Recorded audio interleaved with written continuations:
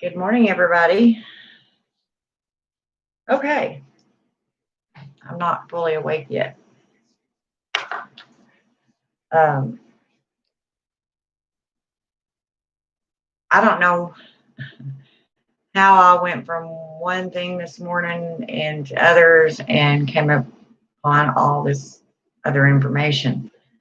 Um, I knew about it, but I couldn't remember where I learned it, and I didn't want to just come off saying stuff without references in case anybody said I was crazy or called me a liar, which that's neither here nor there. But uh, okay, if you're a witch, okay, you know who Hekate is. Now, she's very complicated. Well, I guess she's as complicated as you want to make her. Um, there's so many different beliefs of her origins, all that stuff. Quit.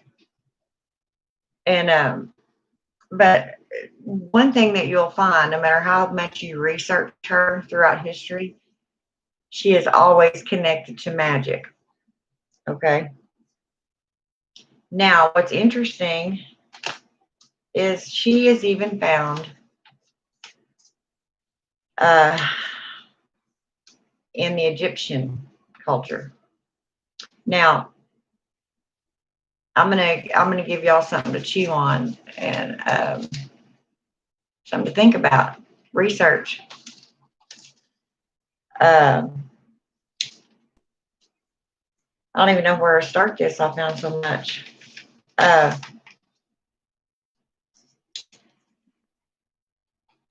we've got, okay, I'll just start. Okay. There is a god in the Egyptian pantheon called Heka. Okay. Heka.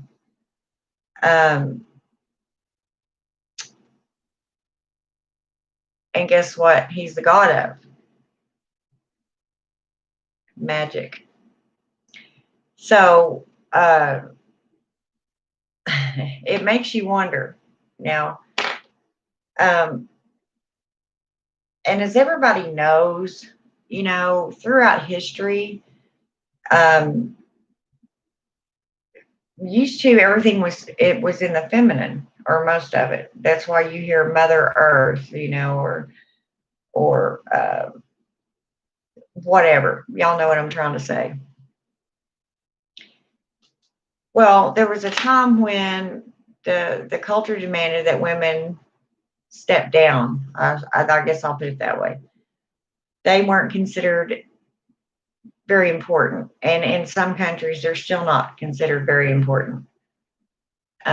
They're lesser of the sexes, unfortunately. But in the Egyptian days, I mean, you had female deities. Of course, you had I don't know, Isis. Um, some of them. I'm not really great on the Egyptian pantheon, but it may be Bast or Bastet. Um, she's referred to as she is the cat goddess, but there you won't find very many. Not like you do in Greek or the Roman pantheons. This could be the reason that you see this in the papyrus. Um, it it says Heka. It's Heka, and he, male, is the god of magic. Okay, he is depicted with, of course, a dog head. He's also referred to as Hekate, which is short for where to cow. Um, and is associated with greater magic. He is the Egyptian god of magic, just like Hekate is the goddess of magic to all of us that are witches. Well, you know, most of us anyway.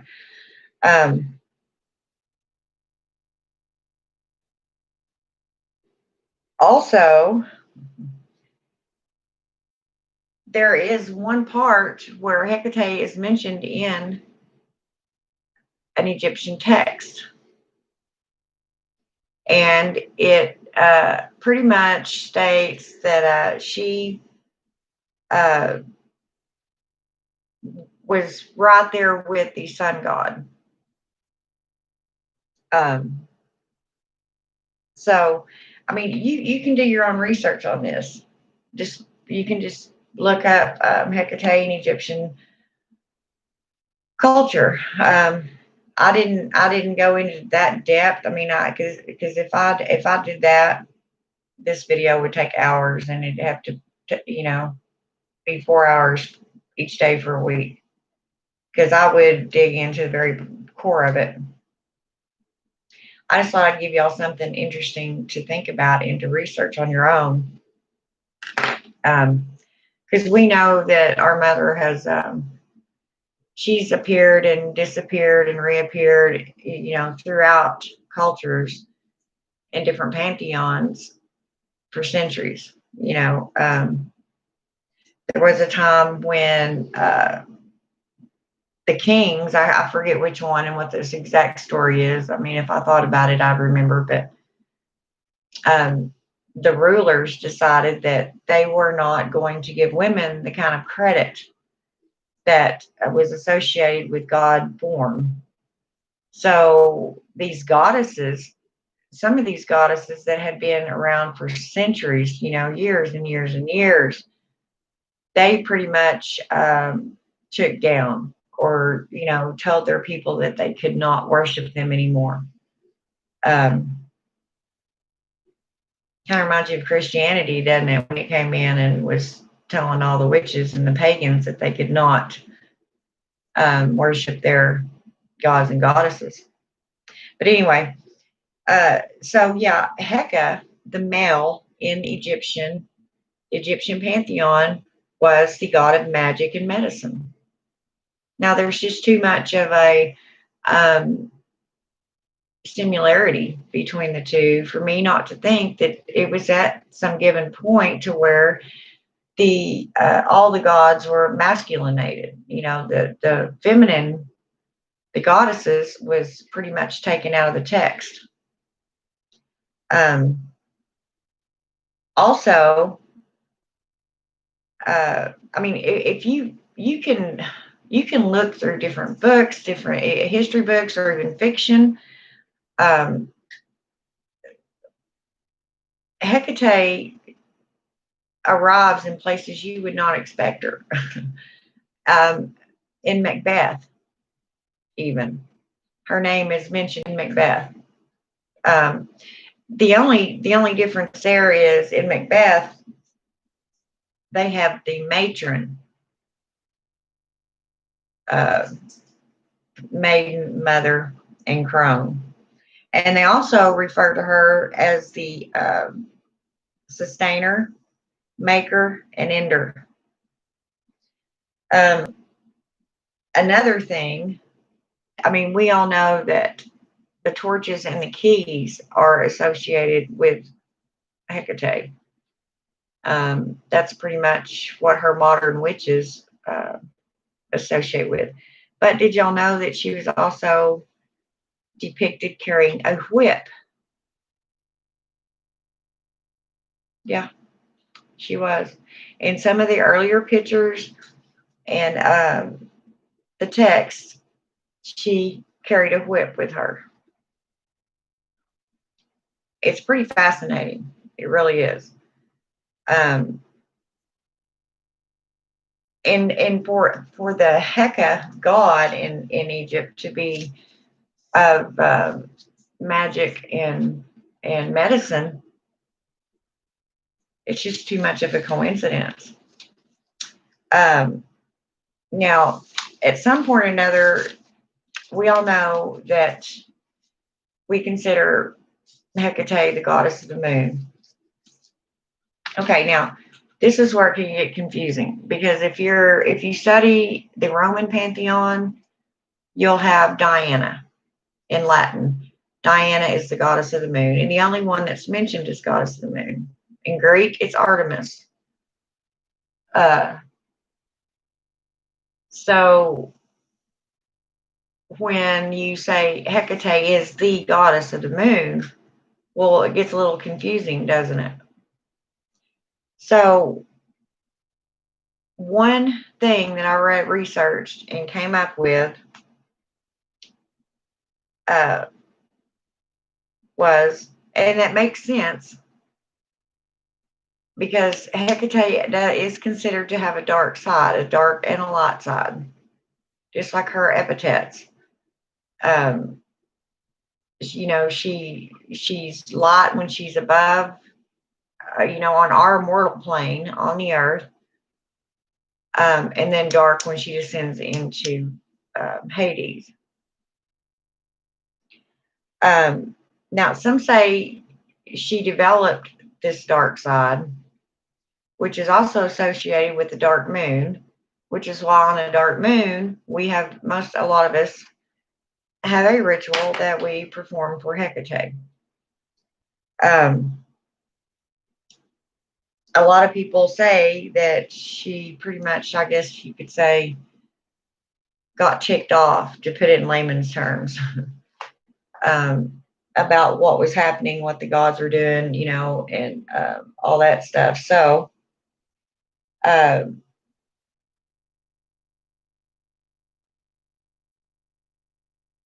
how do I put this? In the Egyptian culture, Heka is pictured with the jackal head, as a lot of them are. Anubis has the head of a jackal. It is said that in her aggravation, she was upset, mad, whatever you want to call it. This is when she developed that dark cyanocephalic stage. It's when she came into that, and developed the jackal head also.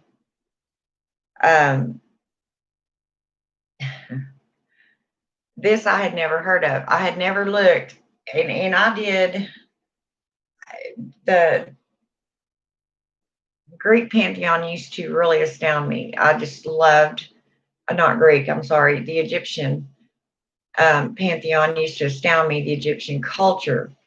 In fact, I did my thesis in college on Egyptian culture in sociology. And I just learned so much about that culture. I mean, I could go on forever about the Egyptians. They were extremely intelligent for that time. I mean, you can study up on them too. They invented all kinds of stuff. Beer, irrigation, just for two. Just that's not even a drop in the bucket. They were extremely intelligent, an extremely intelligent civilization, and Hecate even shows up there. And I mean, you can hypothesize and say whatever, but it's just too much of a coincidence for me to not think that Heka was actually our Hecate. And during a time when, it was not a cool thing to be a female, a goddess. I mean, you can do your own research. Like I said, it's just really interesting. Let's see here. It was also said, now we all know if you look up the family tree, what most of us know, and you know, the most researched and founded theory of Hecate's origin was that she was originally a Titan. And I think I said this a long time ago in some of my first videos, but she was a Titan. The Titans were what I like to call the first layer of gods and goddesses. The really ancient ones, the first layer. And then when Zeus came along, everything got pretty crazy and they fought, and the Olympians defeated the Titans. Well, the story we know, or I know, is that Hecate took the Greek side, the Olympian side. I say Greek, I meant to say Olympians, but that's what they are in Greek mythology. And so, therefore, and helped them defeat even her own parents, which were the main god and goddess. I can't think of their names right now, and I'm going to get off on a different subject if I try. So, anyway, the Olympians pretty much, I guess you could say, spared Hecate and gave her a whole different roles.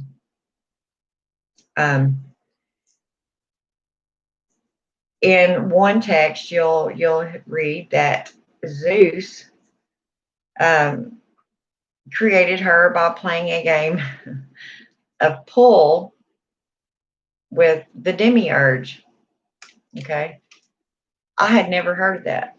I had never heard that before, and I've done a lot of research and reading and studying about Hecate.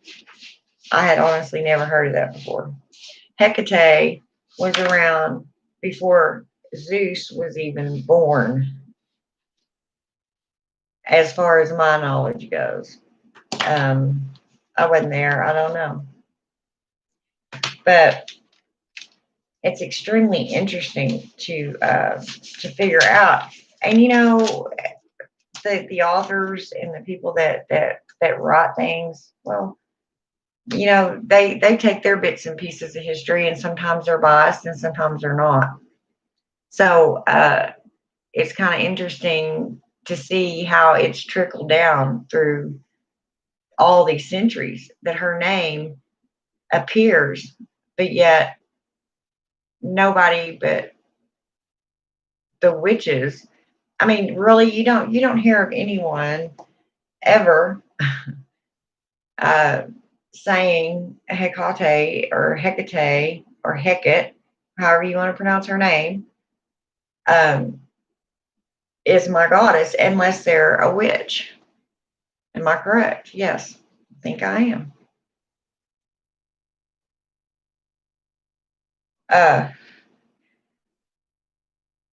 This is where they say that Hecate comes into being the goddess of the moon.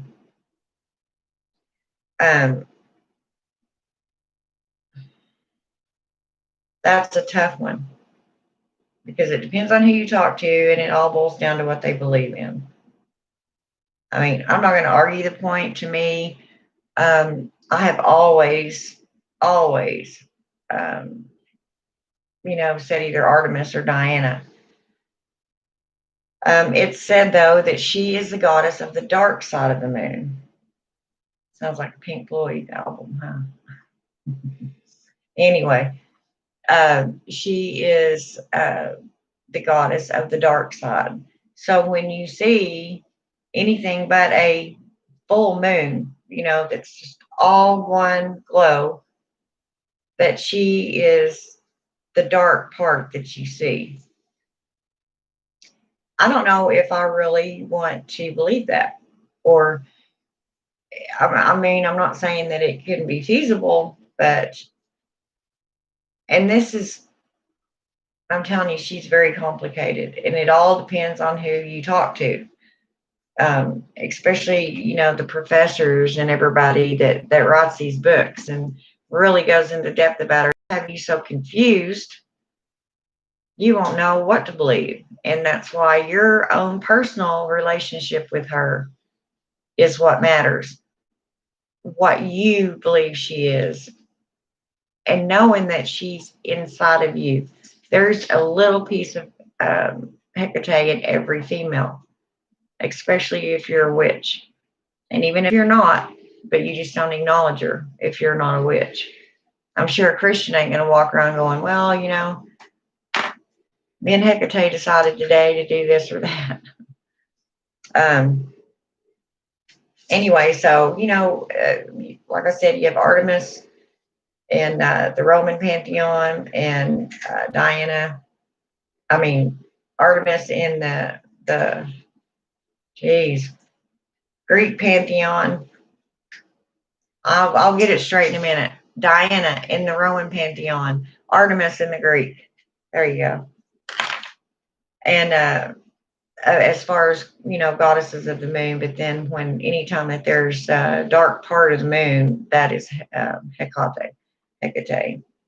Um, that's just what has been said. I found an interesting book that I learned this from a lady that I was watching a lecture she was doing on, like I said, the Greek pantheon, the Greek culture, all not Greek, dang it, the Egyptian pantheon, the Egyptian culture, all that has always really, really intrigued me. So I came across it this morning while I was trying to wake up, and then all this, she started mentioning Hecate, and I thought, wow. And this is how Hecate leads you to find things. She'll pop up when you're least expecting it somewhere, somehow, likes to get down, and you'll be going, uh, where'd that come from? There she is. But there's a book, and if y'all get this and read it before I do, please let me know what you think about it, because I'm really curious. And it didn't say if it was fiction or what, but it sounds like it would be an interesting read, especially for a witch. It's Let the Shadows Fall, and it's a Tribe of Hecate story, and it's book 1 of the Shadow series by Terry A. Wilson, Terria Wilson, Wilson, and it's published by Pink Moon Books. I'm going to get that book if I can and try to figure out. I'm always up for learning new stuff. What really, I mean, it's, and as I said, the Egyptian name Heka means magic in Egyptian language. So it really does make you wonder, and this about her being the matron. We all know she's maiden, mother, and crone. But it says matron at first. And then when it says also maker, sustainer, and ender, that's just really baffling to me. I don't. I mean, I knew she had a lot of jobs. I'll just say jobs. That's pretty interesting to learn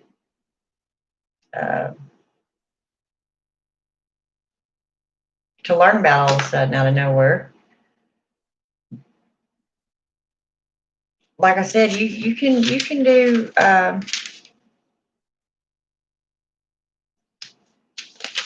I don't think there's honestly any end to the learning about her. I mean, you can go extremely in depth.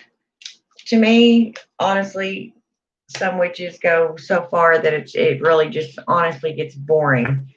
And to me, you're dehumanizing or de-goddessing or personalizing her because you just uh, tear apart, nitpick every tiny cell pretty much, and it's called something different, and it becomes so large and it's hard to understand. I mean, I'm not an ignorant person. I'm really not. Um, in fact, I'm pretty intelligent, but sometimes the way that things are taught to you um, need to be put a little more simple and not put it to where it's so overwhelming. You know, um, an easy way to think of her is that she is just everything. And to most witches, she is. It doesn't matter. You don't have to know. Um, I mean, it's fun if you have the time to sit around and just do nothing but study about her. But it's even better knowing that you don't necessarily have to know all that. Education is extremely important. I agree. Learn all you can, but let some of it soak in before you try to continue on just getting a bunch of, you know, stuff flying at you from everywhere. Because Hecate is one of those goddesses that, in fact, I don't know another one that is as controversial, has as many jobs, as I like to say, duties. Um, Forms. Uh, she's just phenomenal. Um, and two, what she may be to you may not be what she is to me, and vice versa. Um, even us that come on and try to teach about her haven't got it all figured out. We never will. There's always something to learn. It seems like there's something different always popping up. I would have never I would have never figured her to be in the Egyptian pantheon. And it just really, floored me. That's why I had to jump on here and go, oh, I need to tell them. I need to tell them. Um,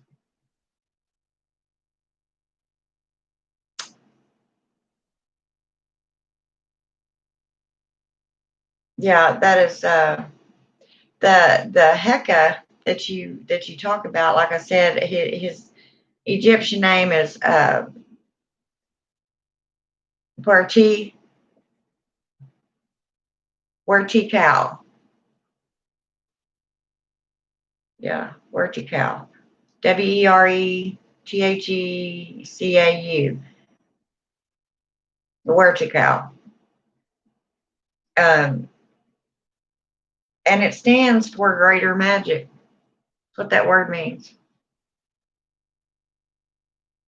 And so out of that they get Heka, which is what some witches call Hecate, Heka, or Hecate, Hekate, Hecate.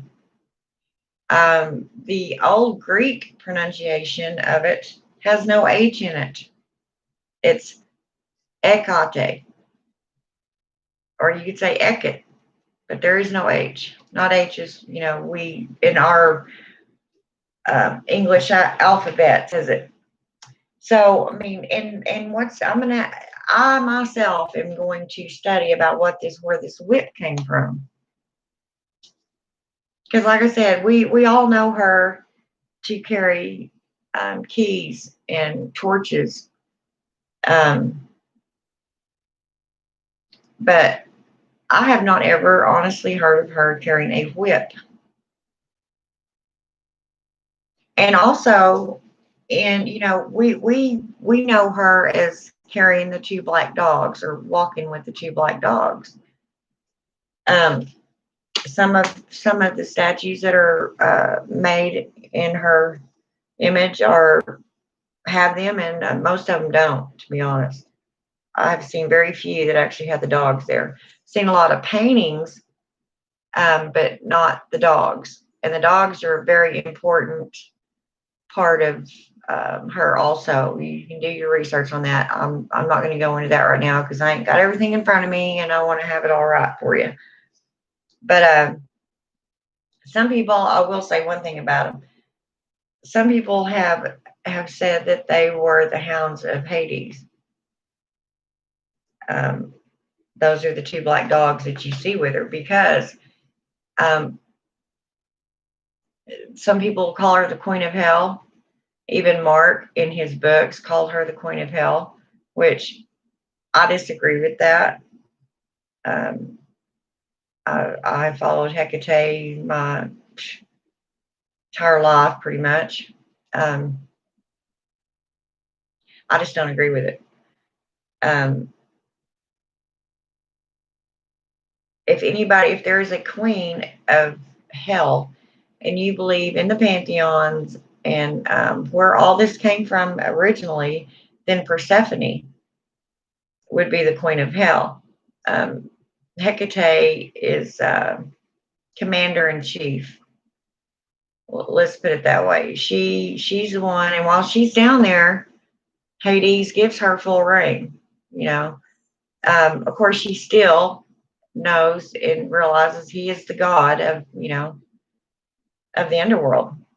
Um, but she pretty much has full reign, and she's also down there to assist Persephone in the dark times, as they're called.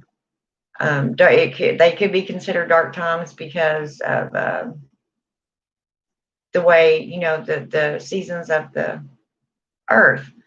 It's fall when she goes down in there, and she remains there all winter. And we all know the story, or I think I told y'all a story last time about Demeter and why the seasons are the way they are, the way the Greeks believed that they are the way they are.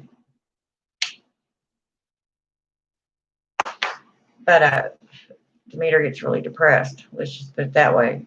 And she is the goddess of growth. Um, so I do not, as a personal opinion, um, I would never call her the queen of hell. Now, she may step into that role at times, but as far as overall, I don't consider her the queen of hell. She has jobs in all three realms, above, middle, and below. Um, so she's just your universal goddess, pardon the pun. um, and honestly, the more you delve into the info about her, the more you realize just how complex. I try to keep mine simple. I just know in my heart, in my soul, that she is all.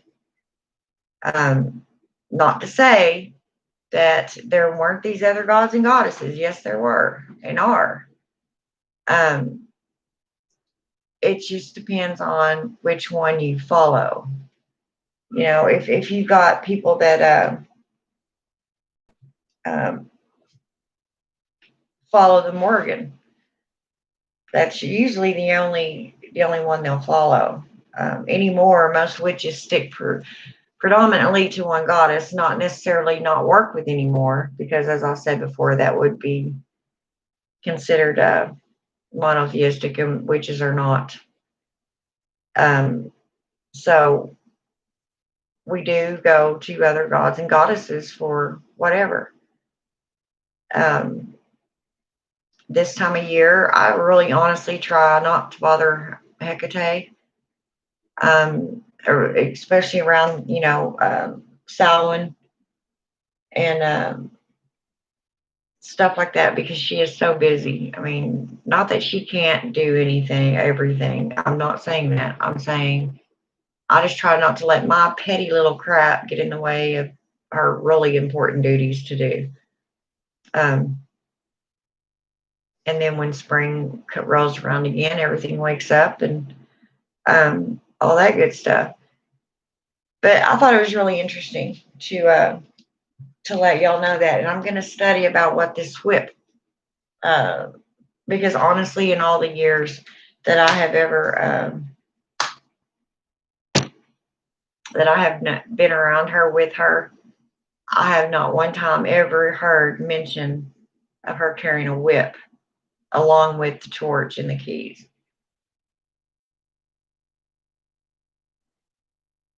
And if you'll notice too, I mean, it's little things you can catch on your own. You don't have to be a scholar to realize some of this. Normally, she's got 3 keys. There's 3 images of her. The statue that I have has, 3 images of her, or 3 different faces. Maiden, Mother, Crone. Well, in this one, there's Matron, Maiden, Mother, Crone, as far as the Egyptians said.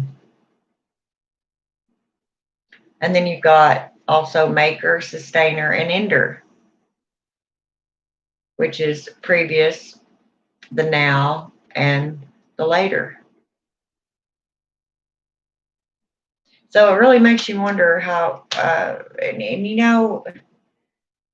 everybody that reads any paragraph are going to come back and perceive it or dissect it in different ways.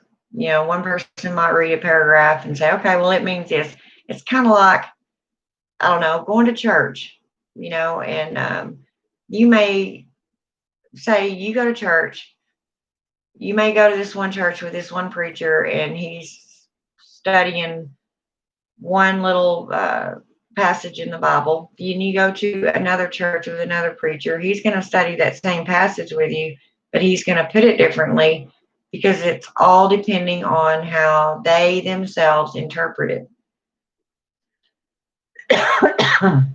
And I think even as Hecateans, we are, every one of us have a different opinion of her. A lot of it is agreeable. We all believe the same way. But then some of it, is different depending on who you talk to. Which goes back, this is your path. She's your goddess. She can mean anything. And now I'm not saying, get stupid about it. At least have your facts behind you. Have some kind of basis to form an opinion on. But you don't have to believe the way that everybody else believes, or the way that one book says. As I've said before, do your research. You'll also notice that she'll appear briefly in text. Her name she just kind of fleets in and fleets out. I don't know why that is. I don't know if it's because the author didn't know much about her, or if it's just been passed down knowledge. I don't know. But I know one thing, that's going to be one of my goals today. And if I find the answer, the one that I can agree with about the whip, and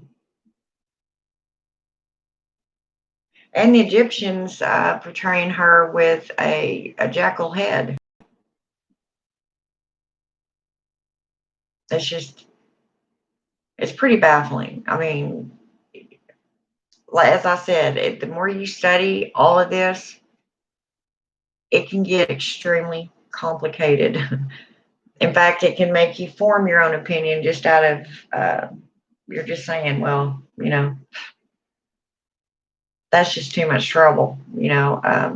Most of the time, she'll appear to each and every one of us differently anyway.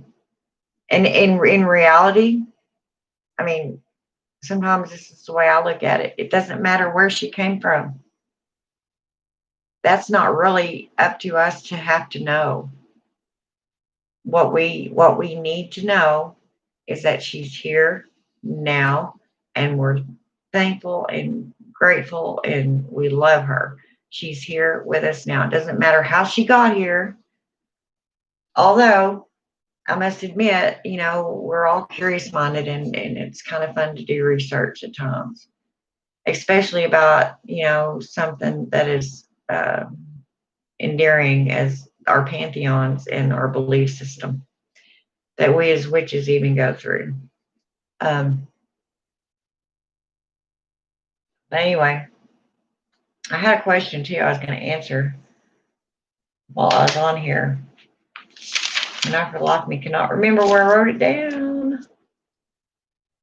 That somebody emailed me. I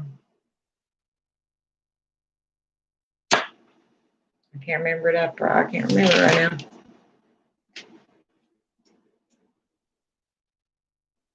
I honestly cannot remember what it was now where I wrote it down at. Hope I didn't throw it away with my grocery list. I can go back and get it. I'll just have to do it on another video. But yeah, I'm going to find out why she carries the whip in some depictions. Because I honestly had never heard of that. If any of y'all have, well, I haven't. So anyway, let me know what you think about it. Put it in the comments, and or if there's something that you know or that I may not know, I would love to learn it. Anyway, I need to wash my hair and start my day. Y'all have a good one. Blessed be.